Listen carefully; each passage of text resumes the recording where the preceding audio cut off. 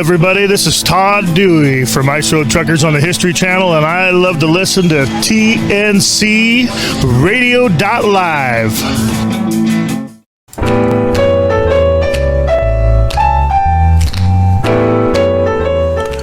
Welcome in, TNC. It's Monday night. We're live, and this is Building Strong Minds with Dr. Christopher Cortman. I'm Tom Kelly, and welcome in, Dr. Chris. How are you this evening?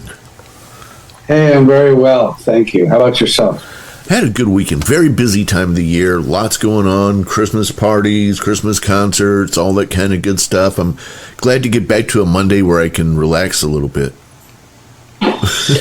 Yeah, I can't ever say that about a Monday for any good reason, but I hear you. It's an exciting time of the year. We were out traversing the Great Florida Mountain Range this weekend. Florida Mountains, okay. Yeah, Space Mountain. Okay, yeah. Splash Mountain. Right. And right. Big Thunder Mountain. There you go. All of these, of course, at the Magic Kingdom of Disney World.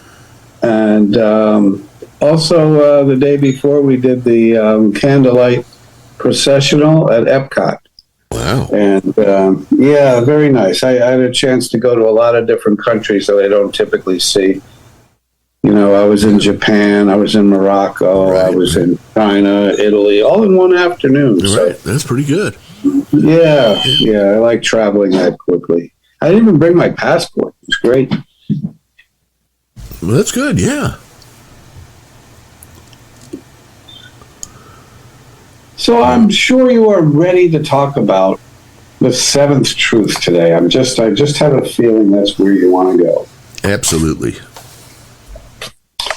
As we know, that people will do things and we wish they wouldn't. And people won't do things that we wish they would. And so rather than using our energy to try to manipulate them to do what we want them to do, we're going to talk about 4 steps today on empowering ourselves. 4 steps of self-empowerment, because I don't really have the power to control other people. And, I got a real taste of that. I mentioned that I brought the kids to Disney World this weekend. I swear to you, I saw a baby who couldn't have been more than like 8 months old. And his parents were trying to accomplish something with him. And he was screaming at the top of his little lungs every time they put their faces near it. He was like yelling at them. He didn't have the language, but he was so angry with them. And he stopped it when they took their heads out. Then they tried to do whatever and then he screamed at them all over again. And I thought, he's 8 months or whatever years old. I'm 8 months years old. And they still, we can't control other people. We can't even control, this guy is pre-language. He doesn't even have words yet, and he's already basically telling his parents, you can't control me. You don't even know what to do. I have more power than you in this relationship. And so it goes. And so in this truth, it's a step towards appreciating and a willingness to humble myself that I cannot control. I don't get to control the weather. I don't get to control the stock market, the traffic, and the behavior of other people. I don't get to control anyone except at best myself.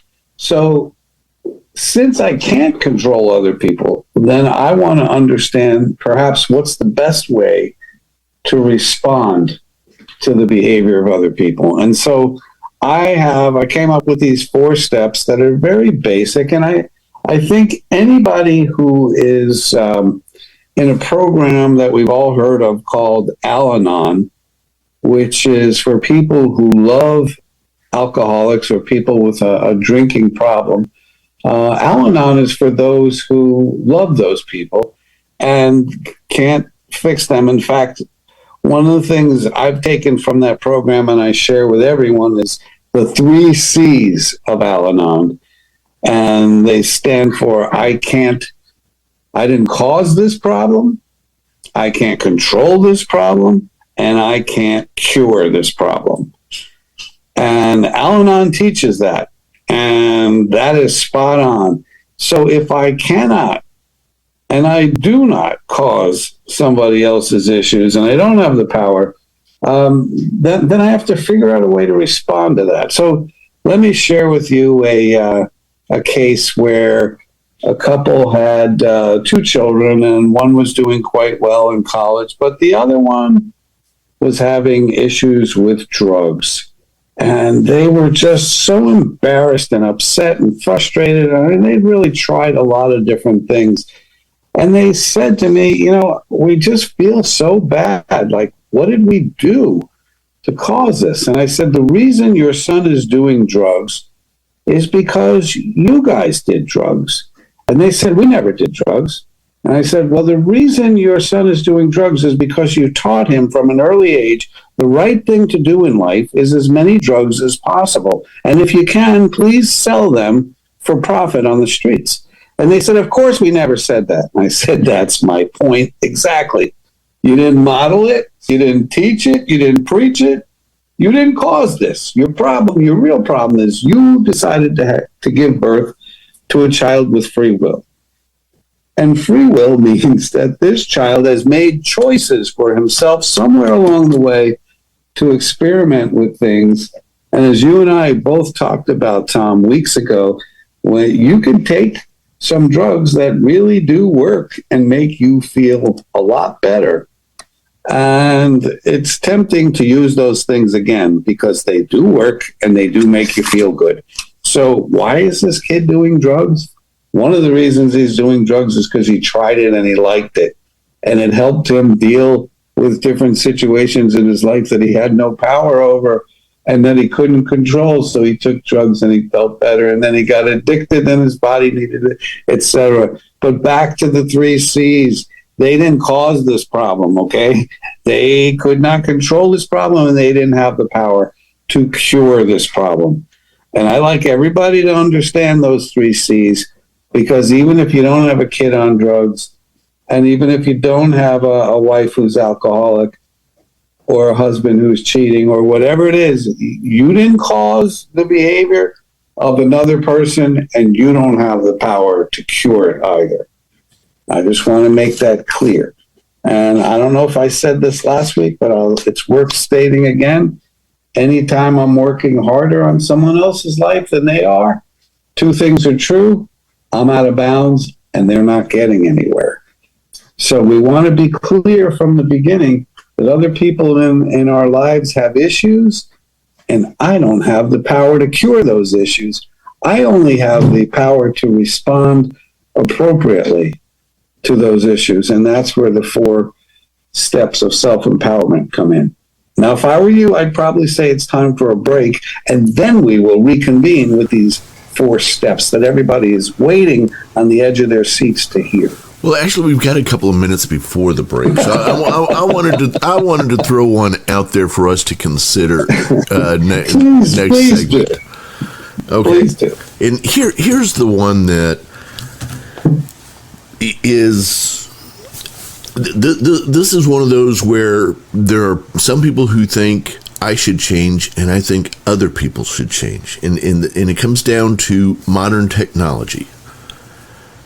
I do not believe that because you sent me a text or an email that it is now my responsibility to stop whatever I'm doing and reply to you. Mm-hmm. There are many who believe that because they have reached out in whatever form, in some new technology form of email or texting or whatever, that if I don't reply, that I'm somehow being rude. I'm not being rude. I'm not replying. I don't value the same things that they do in the same order that they do. I'm busy. I've got other things to do. And yet I'm constantly being said, little, well, you didn't reply to my last message. And now it's turned into a marketing thing where people send you an email and act like they know you and say, hey, Mr. Business Owner, don't you want to get your taxes done right this year? I'd love to talk to you about it. Give me a call at such and such a number, and we can talk about how you can get your taxes done right. And when I don't recall and I don't reply, they send me back a note and say, hey, you may have missed my note the other day. So wanted to follow up with you and see if you'd given it a thought.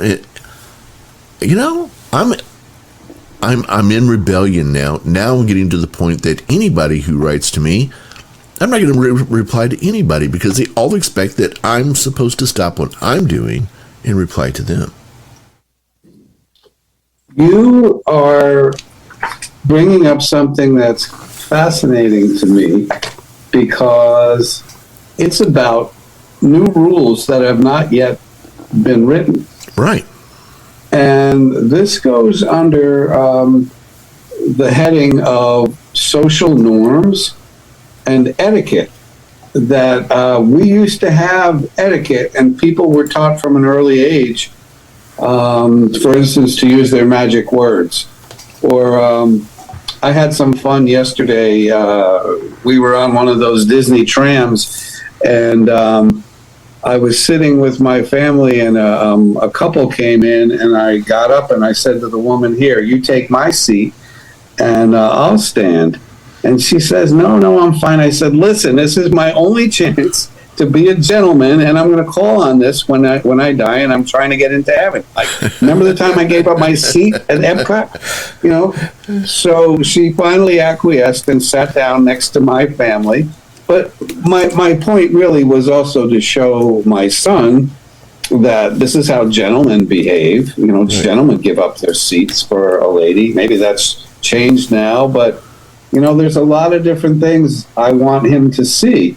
And the other day at a restaurant, you know, he's 11, on his own volition, he goes to the door and he pushes the door open so that a little old couple can come in.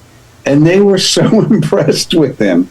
They just thought that was the cutest, sweetest thing ever, because he wasn't even going out or in. He just went there to anticipate their needs, and they were touched. Anyway, very good. My point in that is that this was part of an old social etiquette, holding door open for older people or for a woman on a date, or you know, saying please and thank you. If somebody drops something, you scramble to get it for them and such.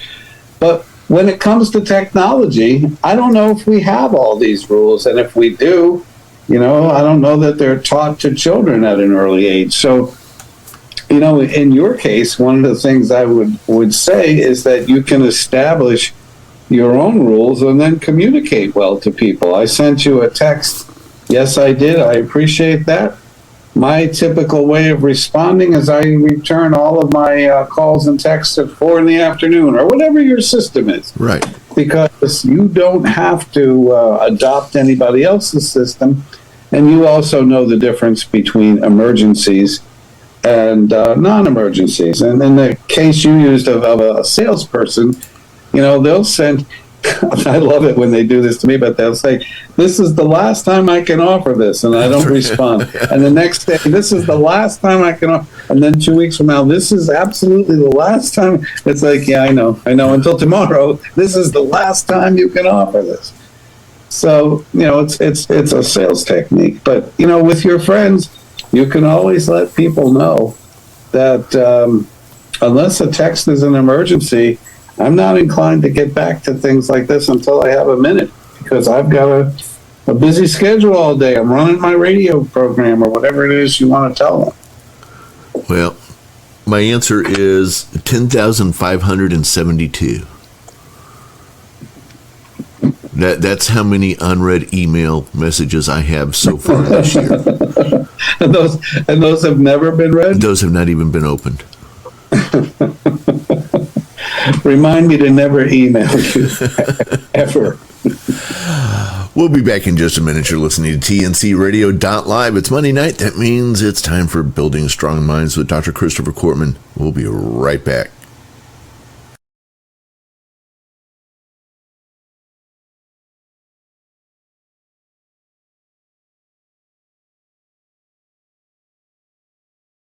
situation every truck driver dreads.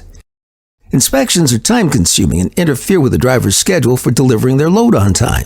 However, they are essential for regulating safety conditions for everyone on the road. There's 6 different levels of DOT roadside inspections. Each level has a unique set of requirements and can happen at any time. It's important to be familiar with all 6 levels of DOT inspections, so if you have one, you can pass. Level 1, North American Standard Inspection. The Level 1 inspection is often referred to as a full inspection and is the most thorough. There are 37 steps to a Level 1 inspection. During this inspection, the driver's credentials and the vehicle will be examined. Because the Level 1 inspection has so many steps, it does take a significant amount of time. A good way to help speed up the process of a Level 1 inspection is by staying on top of driving requirements and proper truck maintenance. Here's some things the inspector will check during a Level 1 inspection. Medical examiner certificate, alcohol and drug use, daily logs, hours of service, HOS documentation, seat belt use, driver and vehicle inspection reports, brake system, chopping devices, exhaust system, truck frame, fuel system, turn signals, brake lamps, tail lamps, headlamps, lamps on projecting loads, safe loading, steering mechanism, suspension, tires, van and open-top trailer bodies, wheels and rims, windshield wipers, hazardous material, HM requirements. If you're a hazard hauler, have your shipping papers ready. Level 2. Walk-around driver vehicle inspection. Level 2 inspections are a less invasive process and are also the most common.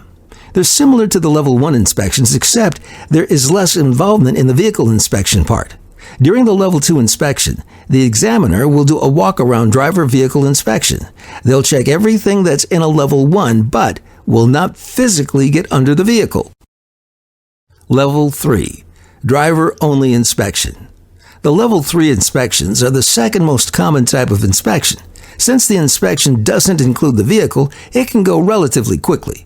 A driver will be expected to present a record of duty status, that's RODS, driver's license, hazmat requirements, medical card and waiver, skill performance evaluation certificate, vehicle inspection report, HMDG requirements, and HOS documentation.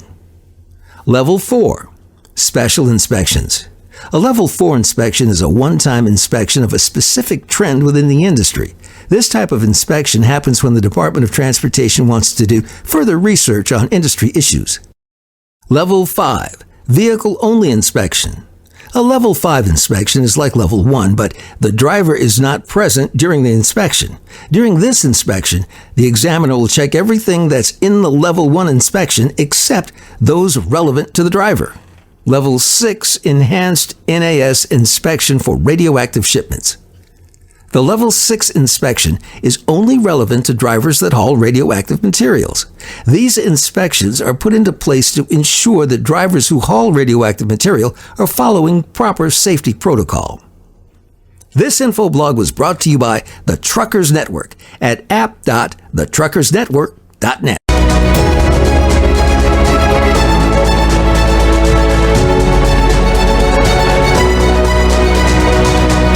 Kathy DeCaro is nothing short of amazing. She not only drives the world's biggest truck as a heavy equipment operator in northern Alberta, Canada. She's an international motivational speaker and the author of Dream Big, an autobiography about overcoming a lifetime of trauma and abuse that led to dreams of success. Kathy inspires people the world over to change their lives and improve their self-worth. Her book will change your life. She's passionate about personal growth and believes anyone can change their circumstances and overcome their obstacles if they believe in themselves. Her life will amaze you and seriously inspire you. Be sure to order a copy of her book, Dream Big, on Amazon.com.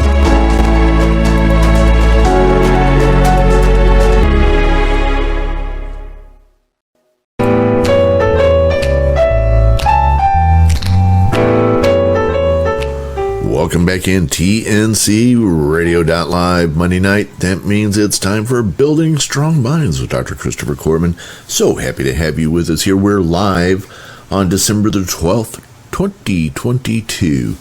So Dr. Corman, we talked a little bit about things we can do for ourselves as opposed to trying to change other people. And what I think I hear you saying is if you work on yourself, instead of trying to change others, your life will be a little happier. I like to think so, because the frustration that is invested in trying to get somebody else to do what they're not inclined to do is really difficult to swallow, when in fact, I can do some things for me because I don't have the power to change me. And so, if I'm in a relationship with somebody who is, let's just say it's a relationship where it's mutual caring of some kind. Maybe it's parent-child, maybe it's girlfriend, boyfriend, spouses, whatever. But we're going to start with the assumption that these are two people who are important to each other. So the first step there would always be communicate in the first person what it's like to be me. And so I'm going to need some examples, and I'm going to talk about a couple of different examples, but I would be happy if you wanted to chime in and throw an example at me, because we'll get to mine anyway. But do you have something that you would like to say? Let's say we got two people who care about each other, and one person's doing something, and I am not happy with what they're doing. Teenage girls. Had a teenage daughter. She's grown now, but I'll bet you some behaviors haven't changed. And as she was growing up, she had this horrible habit of every single day when she got home from school, every day, she would take off her big backpack that had all of her books and who knows what else in it, and leave it somewhere around the bottom of the stairs. And nearly every day, I managed to either trip over it or come close to tripping over it or having to move it out of the way or do something with it. And it did not seem to matter how much I fussed or yelled or cajoled or teased or whatever. The behavior could not change. I'm thinking that you're in Houston and I'm in Florida, and how is it that he could peek inside my house? And that comment comes from the fact that I have a 14-year-old daughter who's not years past living in the house. She's doing this as we speak. And I would never speak poorly about my daughter on the radio if she listened to my show, and she doesn't. So let's dive into this. And yeah, so if the daughter's leaving repeatedly at the foot of the stairs, and it becomes a not just an eyesore, but a potential calamity for dad and anyone else who trips over it, you want to see that behavior change. It's an excellent example of yours. I just happen to be able to relate to it. So in my 4 steps of self-empowerment, the first step will always be express in the first person, what it's like to be me. So what would that be? That would be something like, sweetheart, I have noticed a pattern of late. That overly expensive backpack that I paid for you, the third one in 3 years, manages to somehow end up by itself at the bottom of the stairs each day, and I don't always see it, and I've tripped over it more than once. So I find it a little bit annoying and scary because it can be dangerous, and I just want you to know that it's bothersome to me. And it's okay to talk and be playful, but I want to express, what it's like to be me. I'm not saying that you're a bad person. I'm not even accusing you of doing it. I'm just saying that this is what it's like to be me, tripping over that backpack. The second one, the second step of these 4 steps of self-empowerment is to make a specific request. And the specific request is what I would like you to do is to take your backpack and put it in your room or wherever you want it. And I want to make this really clear to you. That's all I'm asking. I want you to put the backpack somewhere besides at the bottom of the steps or somewhere where I'm going to be tripping over them. And by the way, what did you do in your case? You made it clear that you didn't want it there, right? And then what'd you do? Threatened. Okay. The threat was, if you continue to do this behavior, I will toss your backpack into the front yard. Okay. And I want to say to you, as awful as that might sound, that is consistent with the third of the 4 steps, which is the first step is I told you what it was like to be me, assuming that you care. Secondly, I made a specific request. Thirdly, I have to establish a boundary. And the boundary basically says, I can't control you, but I can control me. And I can tell you what I'm going to do if that backpack is there one more time. And what I'm going to do is I'm going to remove it myself, and I'm going to put it outside where I'm not likely to trip over it. And interestingly enough, the 4th step just builds on top of the first 3 by saying, having said all of that, I need to follow through with my boundary and turn it into action. So I would say to you, did you do that? Is that what happened? That is what happened. Okay. Now, I want you to know that you work these 4 steps of self-empowerment out to the best of your ability by doing those things.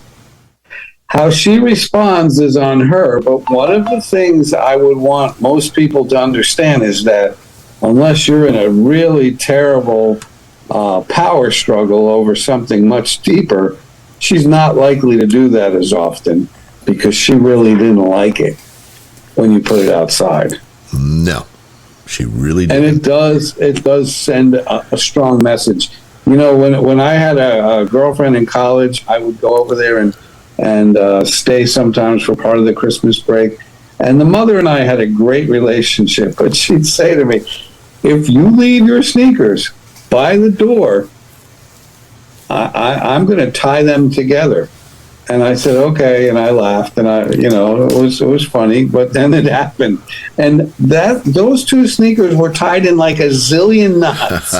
And it was funny, and I deserved it. But you know what? I never did that again. Right. Because I have the time for the rest of my life to be untying my sneakers. And, it was very, very effective. And it was communicated beforehand.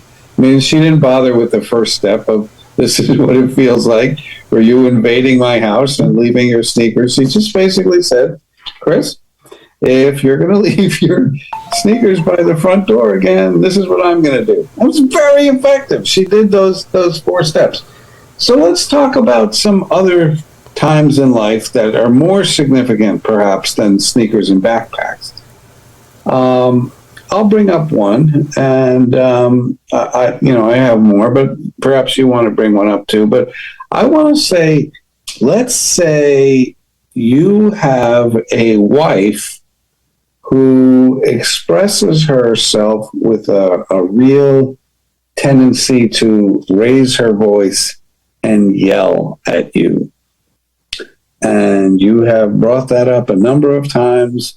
And the yelling continues. When something is upsetting to her, first thing that happens is she gets upset and loses control. And the second thing is she yells at you. Let's talk about those 4 steps.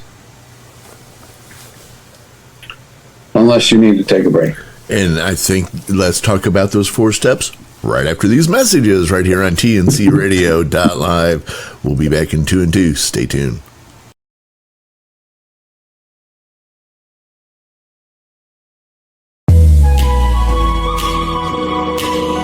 Hi, Hi, I'm Dr. Christopher Cortman, and now for the Mental Health Minute.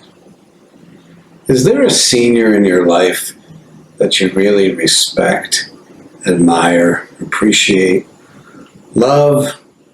Is there a grandparent, a mentor, an aunt or uncle, somebody really special to you, still alive, still kicking, and just really someone who's made a difference in your life?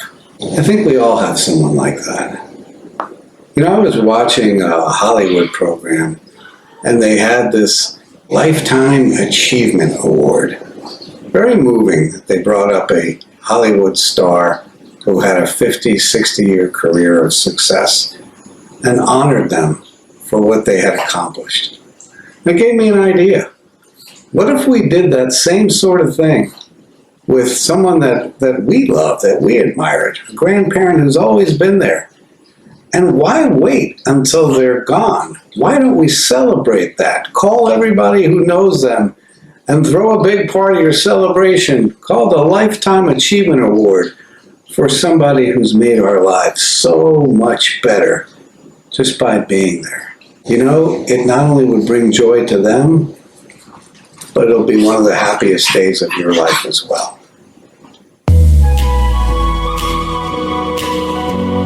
Trucking Moves America Forward, or TMAF, is boosting the image of the industry by telling the story of trucking, and your story can be part of it. Upload a photo, tell us what you love about trucking, or send us a story about a good deed or charitable act in trucking. Be sure to follow us on social media and contact us through truckingmovesamerica.com. That's truckingmovesamerica.com.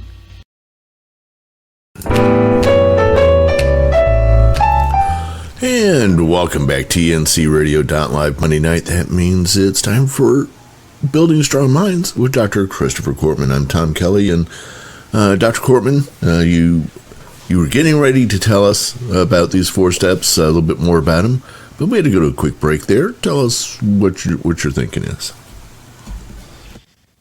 Okay, so your wife has a tendency to yell at you. And it's one of these. Mine does not, just to be clear. Mine does not. This is not your wife. But right. Anybody in Radio Land who might be listening, and it could be their husband, and it could be their mother or father or whomever, someone in their life is a yeller and feels perfectly free to yell at you. And you don't know what to do because you don't have the power to change that. So here are those 4 steps again. Step number 1, express what it's like to be you in the first person. Step number 2, make a specific request as to what you'd like to see changed. Step number 3, establish a boundary for yourself as to what you'll take and what you won't take, what you're going to do and what you're not going to do. And step number 4, follow through on whatever it is you said you were going to do. Because, as I've written before, boundaries require teeth. A boundary without teeth is impotent. It's useless. I know places where there are speed limit signs and it says 45 and people go 67 and they go 72 and whatever, and no one ever gets pulled over. And I want to tell you, those speed limit signs are a waste because boundaries require teeth. Otherwise, we learn nothing ever. Well, there are no consequences, so I will continue with whatever it is I was doing. All right. So back to the example where you're being yelled at. The first step, talking to my sweetie who yells, I will say something like, I love you very much. I hope you know that. I'm committed to you in this relationship. I want you to know I have a problem with somebody raising their voice and yelling at me. I don't know if you're aware of this, but you do that rather frequently. Well, it seems frequent to me. In the last week, it happened twice. And I want you to know when that happens, here's how it feels. I feel diminished. I feel hurt. I feel frustrated. I feel angry. I feel humiliated. I feel emasculated. Whatever it is I feel, it's okay to express. This is because I'm the world's leading expert on me and what it's like to be me and how I feel. And you could say I don't do it that much, and you could say I don't yell that loud, but I'm telling you what it's like to be me. And it hurts me. And sometimes it makes me not want to be with you. Sometimes it makes me want to go into my room and close the door and not come out. And sometimes it makes me want to, go far away from you. It really wounds me. That's all the first step. I'm communicating what it's like to be me. The second step is I make a specific request. And the request is, I would like to ask you from the bottom of my heart if you would consider talking to me without raising your voice. I will listen to you all night if that's what it takes, because I'm committed to you. You're important to me, but I don't want to be yelled at. So if you have something to share, I will listen. Just keep your voice down. Fine, Okay. I'll quit yelling. Is that good enough? Oh, sorry. That's what you'll get probably. So the third step is to put a boundary in there. So I'm going to say to you, if the voice gets up a notch or two above where I'm comfortable, I'm going to give you a warning. I'm going to say, hey, if you're getting a little loud, please knock it down a peg or two. And if you do, great. And if you don't, if I have to say it another time, what I'm going to do is to walk out of the conversation. And if that means I have to walk out of the room or walk out of the house or drive the car back home or whatever it is I have to do, I'm going to do that, because it's not okay for you to yell at me, and I don't want to give you the impression that I'm okay with it by staying and absorbing it, because I realize I'm co-signing under your yelling at me. I'm saying by staying and continuing to feel that, I'm sending the wrong message. I'm sending a message that says it's okay to do this, when in fact the message I want to send is that it's not okay. So I'll be back, and but at least for that time, I'm not staying, and that is going to be my way of handling this, because there's nothing else I could do, and I can do that, and I want you to know that works, because she doesn't continue yelling when I'm not there. And then there can be those text messages, please come back, please come home. I'm so sorry, I won't do it again. But prior to that, there's no sorrow. There's no sorry. There's just yelling and yelling and yelling. And somehow I'm sending the message that, yeah, this is okay. This is all right. Keep yelling until you're done yelling. And I'll just keep fielding these things like Rocky in Rocky 1, just getting pounded one after the other and absorbing it. Not okay. So let's do some other examples so we can continue to highlight the 4 steps. By the way, we're talking about boundaries and how they need teeth, and I want to share a quick story of just how powerful it is to have a boundary when it comes to respecting self and establishing appropriate behavior on the part of others. Back in the day, we used to have places like Blockbuster where you could rent videos. Remember those days? Of course you do. Love those days, yes.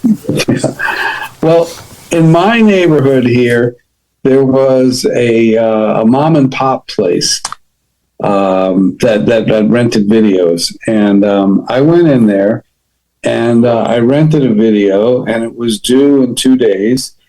And the second day, for whatever reason, I didn't return it on time, and I brought it in the next day. And they said, okay, let's see, you're a day late, but, we're new, and you're a new customer, and you're renting another one. I'm going to let that go. And I was like, oh, that's nice. And then I rented another one, and the day it was due, I was very, very cognizant of the fact that it was due, and I didn't feel like going. And I knew, as a psychologist, I knew I was playing a game. I was playing a game. What would happen if I don't bring this back tonight? Because it's due tonight.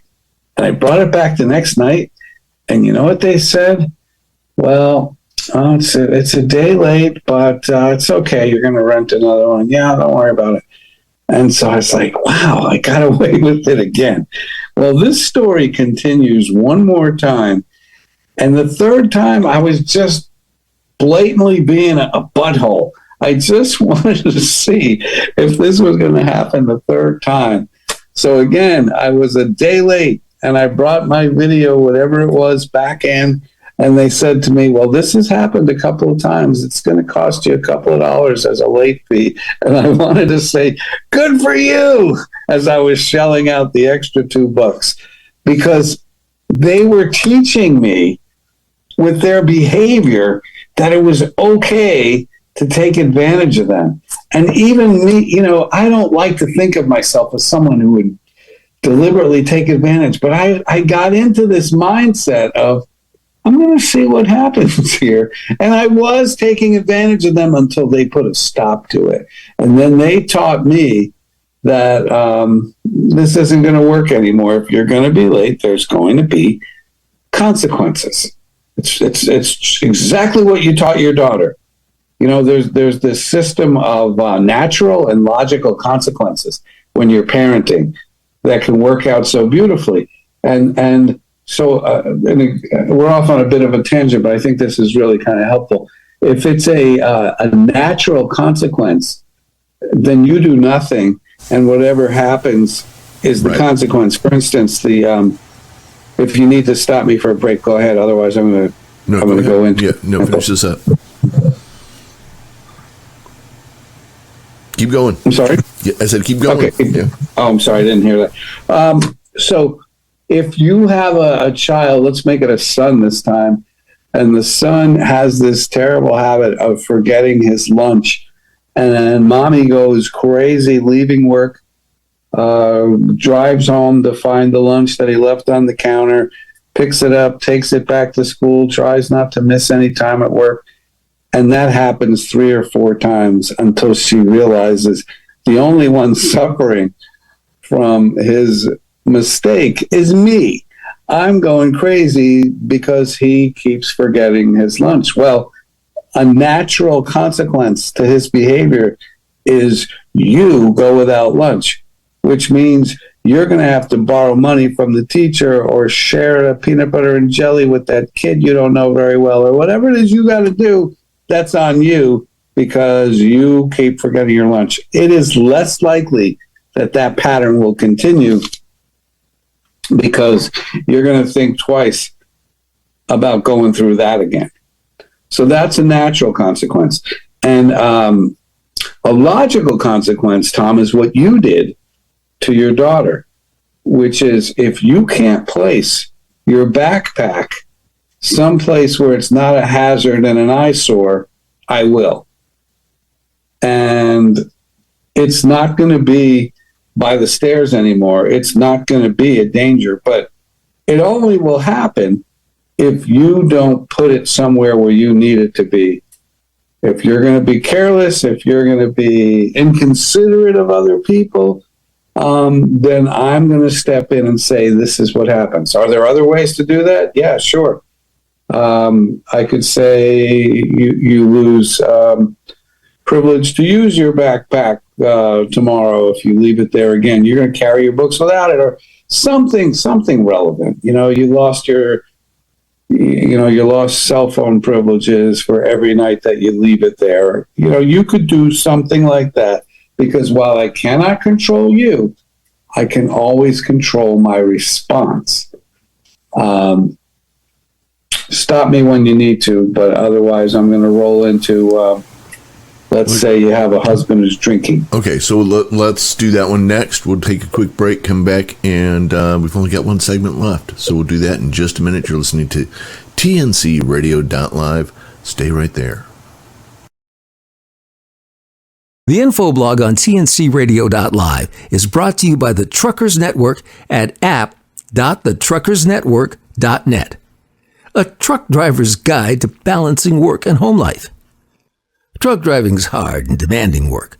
Becoming a truck driver means spending many hours and days on the road. You'll sacrifice a lot for your trucking career.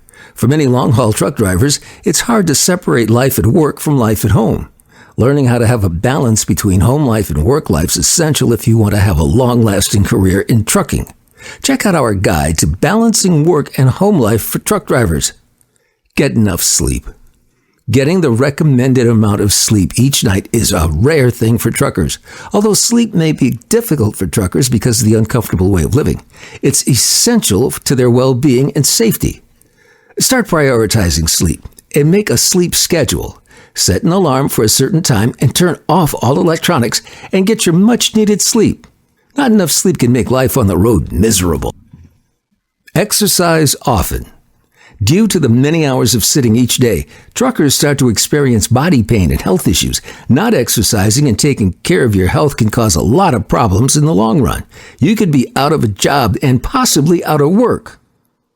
Eat healthy. Having your truck stocked with healthy snacks and meals while you're on the road will help teach you how to have a healthy work-life balance.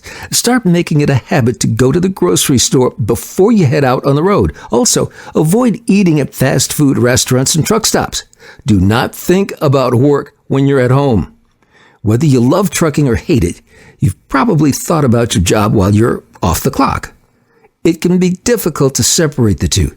Thinking about work too much while you're at home can make you anxious, sleep-deprived, and put you in a bad mood. Instead of worrying about work, try picking up a new hobby or exercising. Spending time with friends and family can also get your mind off things. Make time for family. It doesn't matter if you're on the road or at home. Make time for family. Make it a priority to talk to someone in your family once a day. It can be tough for truckers, especially OTR truckers, to maintain relationships with their family due to the trucking lifestyle. Keeping in contact with your loved ones will help life on the road be less lonely. For more information, be sure to check out the Truckers Network at app.thetruckersnetwork.net. I'm Shelley Johnson with Kathy Tuccaro. You can hear us Tuesdays on tncradio.live at 8 p.m. Eastern on Women Road Warriors. And don't miss Steve Summers' Overnight Drive right here on tncradio.live, weeknights midnight to 5 a.m. Eastern. Brought to you by Hot Shot Secret.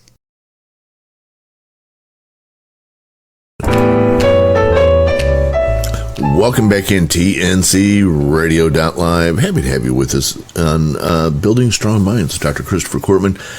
Dr. Cortman, if somebody's listening right now, they want to see more about you, see more of your stuff. Now, obviously, of course, if they listen to TNCradio.live throughout the day, they will occasionally hear some fine moments where you give some good advice, and we share those throughout the day. But where else can they find more about you? srqshrink.com is the place to find me. And of course, on social media and different places like TikTok Shrink, and look up my name, Dr. Cortman, and they'll find me. Or they can follow me around in the creepiest of ways around where I live and peek in my windows. And I don't support that, but that's one other. Yeah, and they could get you arrested, so let's not do that. Yeah, let's not go in that direction. But, every time I get something from out of state or out of the country, it's always very flattering and exciting to make contact with people that don't just come through my practice. So they are always welcome to reach out. Fantastic. All right, so we got about 5 minutes or so left. How do you want to wrap this up for tonight? Well, maybe we can talk about one more of these things where it is not okay with me what someone else is doing, and perhaps we can go through it a little bit more quickly. But let's say you have an alcoholic husband. And, I mentioned the Al-Anon program, and I'm a strong advocate of the Al-Anon program. Again, I didn't cause the alcoholism. I can't control it, and I can't cure it. So let's go back to these 4 steps of self-empowerment. Darling, I love you to pieces. We have been married for X number of years. You are the only one in my life, and I want you to hear me. I have been observing your drinking, which has been increasing ever since X, and it is becoming more and more difficult to be me. I'm frequently embarrassed by your behavior when we're out with friends. I'm frightened of you when you drink too much, because you get that look in your eyes that scares me. Whatever it is, I talk in the first person. And by the way, sometimes this is more powerful when I write it out.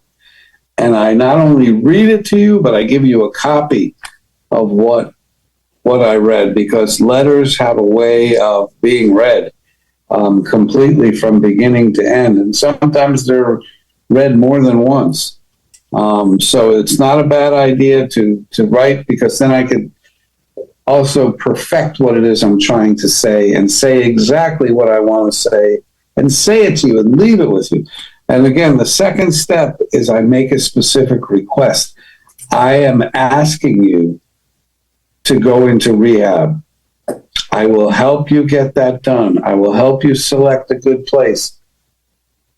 I am asking you to do this because the drinking is tearing apart our relationship and our family, and probably your organs are being torn apart. Your liver is not what it used to be, I'm sure, but I'll stay out of that and say this is destroying us.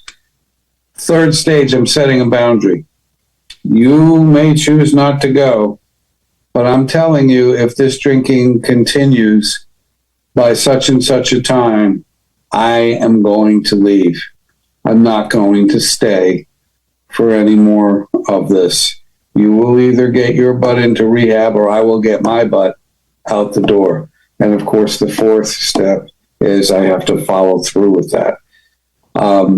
So let me share with you a reality. When I consulted at a drug alcohol program back in the day, once in a while we do this exercise, Tom, where we go around the room and ask people, how'd you get here? What happened that you got here? And I remember one guy said, that was pretty simple. My wife said, if you ever wanted to see me and the kids again, you're going to go into rehab. So here I am. And the next guy said, it was really pretty easy. The judge said 30 days in jail or 30 days in rehab, your choice. And he said, so here I am. And the third guy said, you'd be surprised. They really frown on cocaine abuse when you're an air traffic controller. And they said, if you want your job, you're going into rehab. So here I am. And not a single person, Tom, no one said I thought I was drinking too much. So here I am. It was always a loaded gun to their head, so to speak. Somebody had to set a boundary and say, you're either going to do this or I'm going to do this. And so that's an example. That's a perfect illustration of not only establishing a boundary, but having consequences and follow through. Because again, boundaries require teeth if they're to be successful. Makes sense to me. All right. Well, we also have our own boundaries, and one of those boundaries is we're running out of time. So since we've got to move on, we're going to go ahead and take our break now. We'll be back next week, and then we're going to take a couple of weeks off for the holidays, but we'll be back live next week right here on TNCRadio.live.